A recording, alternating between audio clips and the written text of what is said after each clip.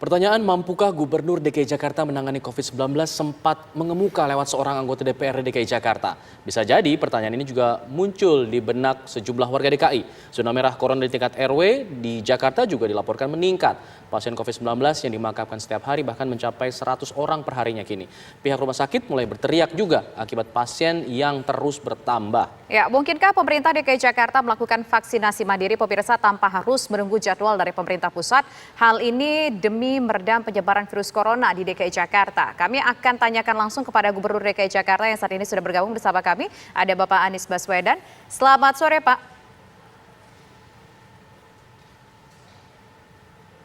Selamat sore. Ya, Pak, ini kan zona merah COVID-19 di tingkat RW di Jakarta meningkat dari 40-an menjadi sekitar 50-an. Itu per tanggal 21 Januari 2021. Kenapa hal ini bisa terjadi, Pak? Apakah memang warga yang semakin tidak patuh atau gimana, Pak? Sudah tidak relevan lagi menggunakan warna-warna itu. Kami tidak pernah menggunakan itu di dalam mengelola pandemi ini. Itu digunakan untuk warga di lokasi tersebut melakukan pengawasan kepada pribadi dan keluarga yang terpapar COVID. Tapi sesungguhnya kerjakan yang berbasis puskesmas, berbasis kelurahan. Jadi ketika kita berbicara penanganan masalah COVID ini, kita lihat kluster apa yang besar. Nah, yang terbesar itu kluster keluarga, 21%.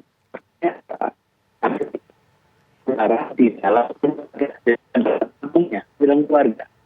Dan kalau kita perhatikan, jumlah besar dari yang terpapar COVID adalah usia 20 Pak Anies, mohon maaf, ini kita harus jeda terlebih dahulu sejenak sambil membenarkan gangguan audio yang mungkin kita alami saat ini supaya informasi bisa lebih ditangkap oleh pemirsa. Kita akan jeda terlebih dahulu sejenak pemirsa dan kita nanti akan lanjutkan kembali perbincangan. Sesaat lagi Kabar Petang akan kembali. Ya, kita akan kembali menyapa Gubernur DKI Jakarta Pak Anies Baswedan tadi mengatakan bahwa sudah tidak relevan lagi menggunakan zona merah, zona kuning dan zona hijau. Apa kemudian yang digunakan oleh Pemprov DKI Jakarta untuk menangani COVID-19? Pemprov DKI Jakarta untuk menangani COVID-19. Jadi ketika ditemukan kasus positif, maka kita melakukan namanya kontak tracing. Misalnya saya nih, yang waktu itu memang saya terpapar COVID. Kemudian dilakukanlah tracing terhadap orang-orang yang berinteraksi dengan saya di hari-hari menjelang saya terkonfirmasi. Pada waktu itu terkumpul 130-an lebih orang yang ketemu dengan saya. Nah, mereka kemudian dilakukan pengetesan. Nah, bila terkonfirmasi positif, maka mereka isolasi. Bila ada gejala sedang atau berat, maka mereka harus dirawat. Bila punya komorbid, dirawat. Jadi cara kita di dalam mengendalikan adalah dengan meningkatkan kemampuan testing, meningkatkan kemampuan tracing.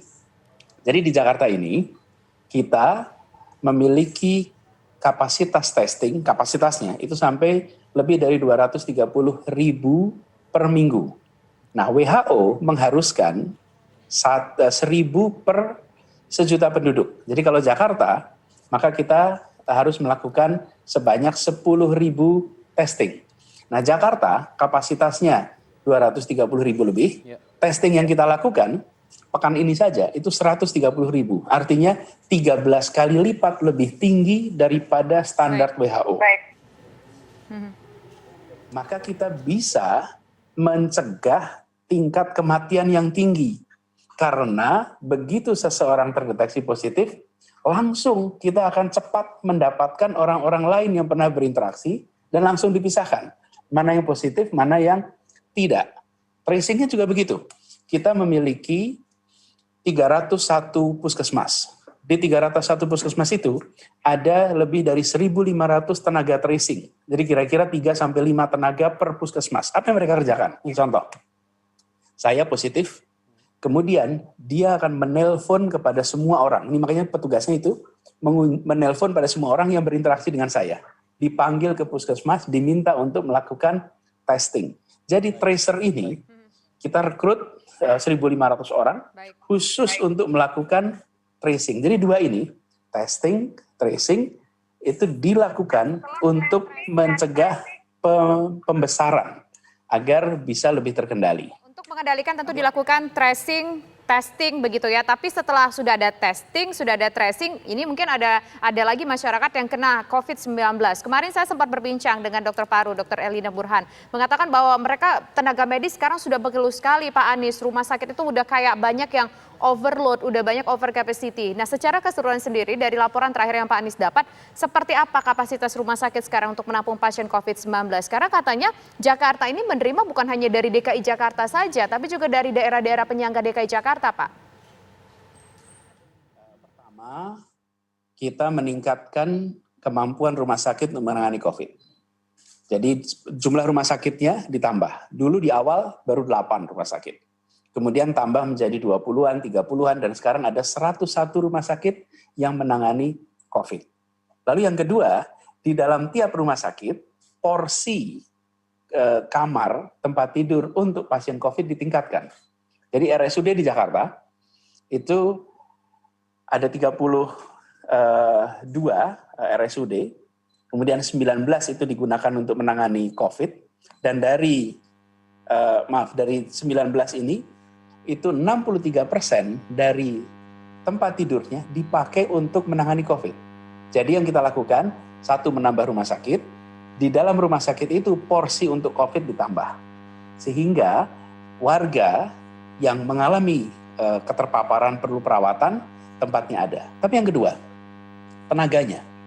Kita melakukan rekrutmen 1.400 tenaga medis profesional untuk membantu. Sehingga sebetulnya sekarang ini, meskipun jumlah pasien tambah, tetapi tenaga medisnya pun sudah bertambah. Karena itu tekanannya berbeda dengan tekanan ketika tahun lalu. Ketika sekitar bulan Agustus, September, pada saat kasus-kasus meningkat, jumlah tenaganya waktu itu pertambahannya belum seperti sekarang. Nah, sekarang jumlahnya sudah jauh lebih banyak. Ditambah lagi, saat ini di Jakarta, kalau kita lihat rumah sakit kita itu keterpakaiannya untuk tempat tidur 86%, untuk ICU 84%. Tetapi dari angka itu 24-30% ganti-ganti ya tiap hari adalah warga non-Jakarta. Jadi kalau kita hanya mengukur warga Jakarta, sesungguhnya keterpakaian oleh warga Jakarta itu sekitar 60-an%. Seperti standar WHO yang mengharuskan bahwa rumah sakit penangani COVID itu keterpakaiannya 60-an%. Tapi kita kedapatan pasien-pasien dari luar Jakarta. Bahkan jumlahnya bisa sampai 30%. Jadi sesungguhnya beban yang kita miliki itu bertambah karena pasien dari luar. Karena itulah mengapa beberapa waktu yang lalu kita mendorong agar pemerintah-pemerintah di berbagai wilayah bekerja lebih intensif dengan pemerintah pusat. Untuk apa? Didukung karena pemerintah pusat sangat membantu. Ini pengalaman kami di Jakarta. Ketika kami mengubah rumah sakit menjadi rumah sakit COVID, itu dukungan dari gugus tugas, dukungan dari kementerian sangat besar. Dukungan bentuk apa? Bentuk tenaga, bentuk alat-alat. Jadi rumah sakit yang menangani COVID bisa menambah tempat tidur untuk pasien COVID dengan ada dukungan pemerintah pusat. Nah, bila daerah-daerah memanfaatkan seperti Jakarta memanfaatkan dukungan pemerintah pusat, insya Allah warganya bila sakit, terpapar COVID bisa dirawat di daerahnya. Saya beri ilustrasi. Ada rumah sakit di sebuah wilayah, kapasitasnya 200 tempat tidur misalnya. Kapasitas rumah sakitnya 200 tempat tidur. Lalu mereka 10% dipakai untuk COVID. Jadi ada 20 tempat tidur untuk COVID. Ketika 20 tempat tidur ini penuh, lalu mereka ada pasien COVID, tidak bisa ditangani di tempat itu. Terpaksa dikirim ke Jakarta. Nah, pasti menyebutnya begini, rumah sakitnya penuh. Padahal bukan rumah sakitnya penuh, tapi jatah untuk pasien COVID-nya penuh. Mengapa? Karena hanya 10% kapasitas dipakai untuk COVID. Bila kapasitas itu ditingkatkan, jadi 20%, 30%, maka orang dari daerah itu bisa dirawat di daerahnya, keluarganya juga dekat, komunikasinya juga baik. Tidak perlu dikirim ke Jakarta. Nah, banyak yang kami temui di Jakarta, itu begitu. Lalu beritanya adalah rumah sakit penuh. Sebenarnya yang penuh itu adalah lot yang dipakai untuk COVID. Nah, bila ini dibesarkan, jangan hanya 10%, tapi gunakan 20%, 30%, maka mereka bisa tangani di situ untuk meningkatkan bukan hanya tambah kasur, tapi tenaga medis, pengaturan rumah sakitnya juga berubah, masuk untuk yang infeksius, non-infeksius, pencucian bajunya juga berubah, laundry-nya berubah. Jadi penanganan yang kita miliki sekarang, kita punya kapasitas 63% menangani COVID di rumah sakit Jakarta, tidak terjadi otomatis. Ini dikerjakan berbulan-bulan. Sampai sekarang kita sanggup menangani itu. Jadi kita ini bukan saja alhamdulillah siap untuk menangani pasien-pasien Jakarta, kita malah menampung pasien dari luar. Tapi ini hanya terjadi jika ada perencanaan yang benar, ada kolaborasi dengan pemerintah pusat yang intensif. Itu yang kita kemarin sempat harapkan. Jadi kembali kepada pertanyaan Anda tadi tentang situasi di Jakarta, ya benar angka keterpakaian kita sekitar 80%, tapi sesungguhnya itu 1/4 lebih adalah warga dari luar Jakarta yang kita ikut kelola. Dan alhamdulillah dengan tenaga medis yang cukup ini relatif tertangani. Baik, dengan tadi Bapak sebutkan sebenarnya Jakarta masih mampu untuk menangani begitu untuk pasien-pasien yang ditangani di rumah sakit. Apakah kemudian jika nanti ada penambahan lagi, apakah Jakarta akan mempertimbangkan untuk melakukan vaksinasi mandiri, Pak? Ya, apa harus menunggu pusat?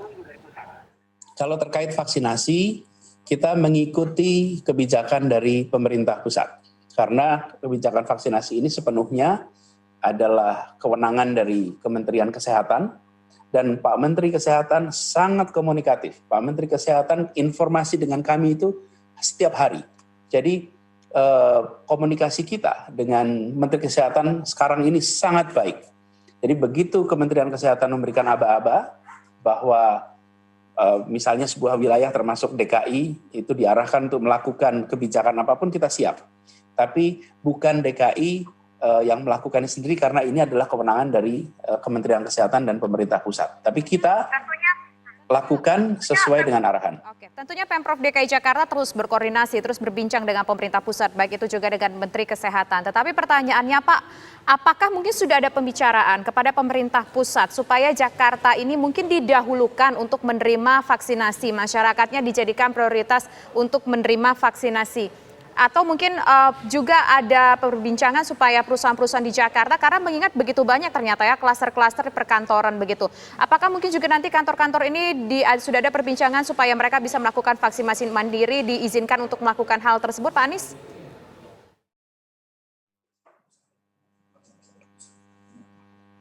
Suaranya terputus.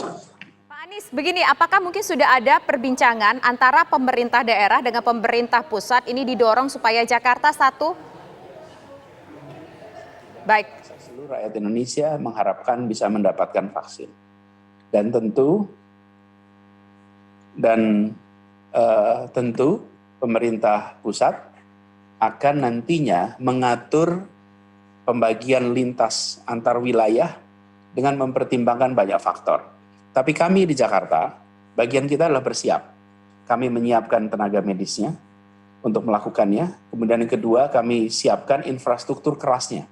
Jadi cold storage untuk vaksin itu kita siap di semua tempat. Jadi begitu datang vaksin, berapapun jumlahnya, kami siap untuk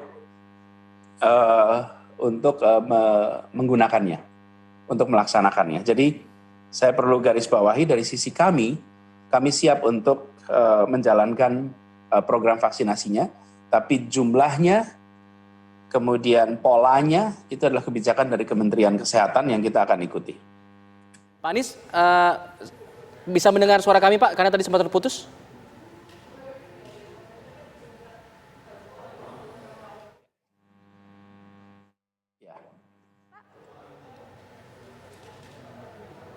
Pak Anies bisa mendengar suara kami, Pak? Bisa sekarang. Pak Anies, mungkin untuk menindaklanjuti yang tadi, jawaban Pak Anies, apakah mungkin pihak pemerintah DKI Jakarta juga mendorong perusahaan-perusahaan untuk melakukan vaksinasi mandiri? Meskipun tadi Pak Anies sudah bilang DKI Jakarta secara pemerintahannya menunggu dari pemerintah pusat. Tapi kalau untuk secara swasta, apakah dimungkinkan seperti itu, Pak? Begini, kalau aturannya harus menggunakan kerujukan kepada Kementerian Kesehatan ya. Jadi kami tentu saja ingin, karena vaksin itu salah satu cara untuk bisa menghentikan wabah ini. Bukan satu-satunya, tapi salah satu yang penting. Jadi kami tentu akan sangat senang bila itu dimungkinkan. Dan saya perlu garis bawahi terkait dengan vaksin ini. Bahwa vaksin memang membantu mencegah, tapi vaksin tidak kemudian otomatis menghentikan penularan. Jadi kitanya memang bisa terlindungi, tetapi kita tahu ada yang namanya efficacy.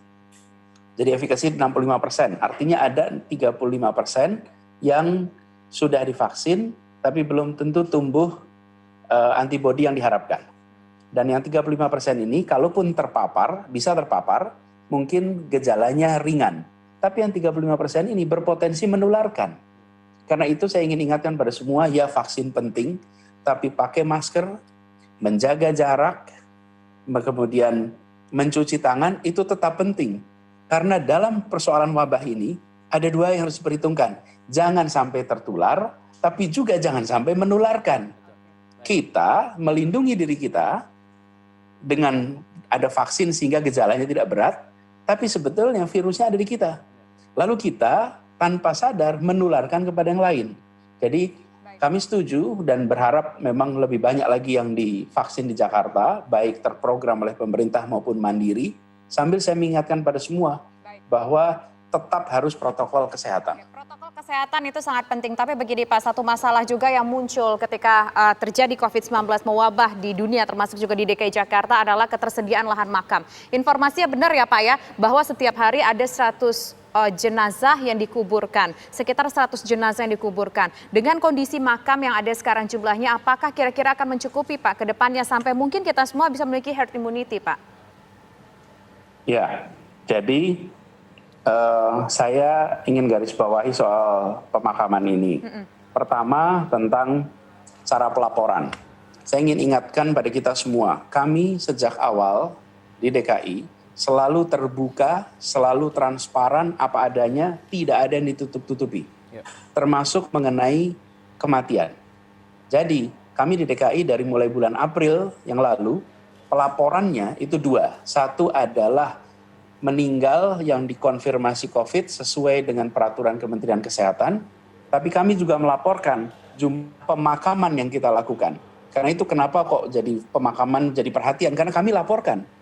Dan kami laporkan pemakaman harian, pemakaman bulanan yang menggunakan protokol COVID. Nah, ini saya ingin tegaskan di sini untuk mengatakan bahwa jangan sampai kita sebagai pemerintah daerah menyiapkan kebijakan dengan menggunakan informasi yang tidak lengkap. Jadi kami gunakan dua-duanya.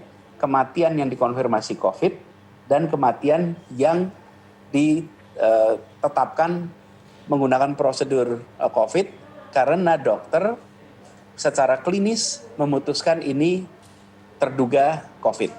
Nah di Jakarta, dengan situasi seperti itu kami lalu menggunakan ini sebagai patokan. Dalam catatan kita yang sudah dilayani dengan prosedur COVID ini ada 13.586 pelayanan pemakaman. Ini selama bulan Maret sampai dengan Januari. Maret 2020 sampai Januari 2021. Nah, lalu kita menambahkan. Jadi saat ini kita sudah menambahkan untuk bisa melayani 17.000 petak makam. Ini tersebar dalam 6 tempat pemakaman umum, TPU. Jadi taman pemakaman umum. Jadi kita siapkan tempatnya, sekaligus kita berharap tidak harus digunakan. Tapi secara space disiapkan tempatnya. Jadi insya Allah tempatnya tersedia. Memang pembangunannya tidak otomatis. Jadi kalau saya menyebut tadi 17.000 akan siap, itu bukan berarti sekarang siap. Kita akan kerjakan bertahap. Tapi nantinya bisa sampai, untuk tahun ini bisa sampai 17.000. Dan bila dibutuhkan lebih, maka tentu kita akan menambah. Tapi doa kita semua, ikhtiar kita semua tidak harus menambah lahan pemakaman itu. Nah, saya ingin sampaikan ini, kalau kita hanya menggunakan kematian berdasarkan kriteria yang ditetapkan oleh Kementerian Kesehatan, bisa jadi kita tidak menyiapkan 17.000 tempat. Kenapa? Karena kalau menurut catatan itu sekitar 3.500 yang dimakamkan selama ini. Tapi kalau menurut pengalaman kita ada 13.000. Selisihnya jauh ini antara yang diakui sebagai COVID dan mereka yang oleh rumah sakit ditemukan oleh dokter didiagnosis sebagai kemungkinan besar COVID. Nah, untuk aman kita gunakan data pemakaman yang menggunakan protokol COVID. Baik.